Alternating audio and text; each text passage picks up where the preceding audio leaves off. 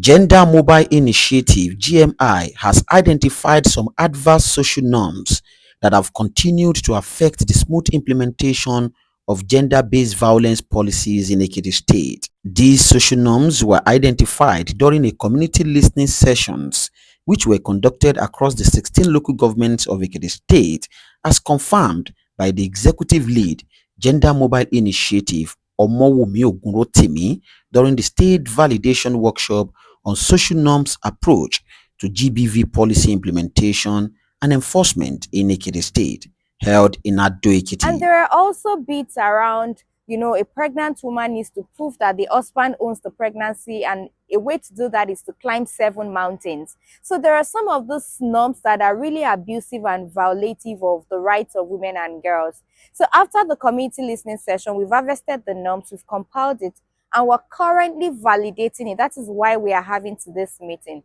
After the validation, we would compile all the norms that have been validated and transpose them into a map.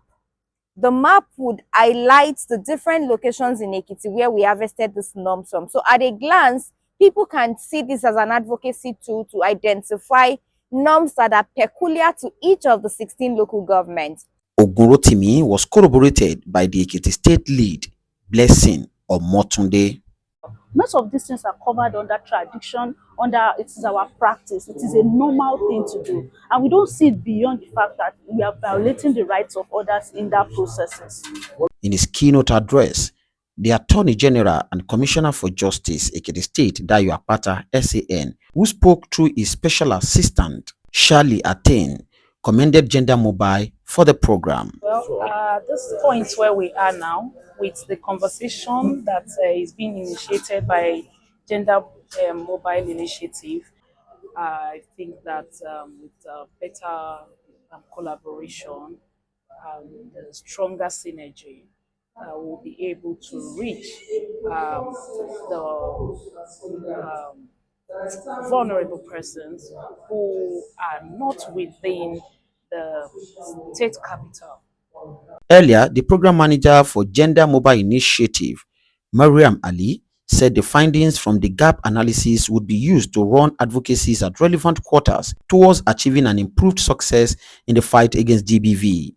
And as such, we have gone the extra mile to, visit all the communities, all the LGEs, communities, grassroots level, to collect data on social norms that are hampering and injuring these policies from being enforced or being taken up. And as such, today's program is to validate the findings of that gap analysis and to take the inputs, the feedbacks from our key stakeholders forward to enrich the report before we have a final one. Other stakeholders who spoke concurred with the findings of Gender Mobile Initiative and asked government to create more awareness to address them.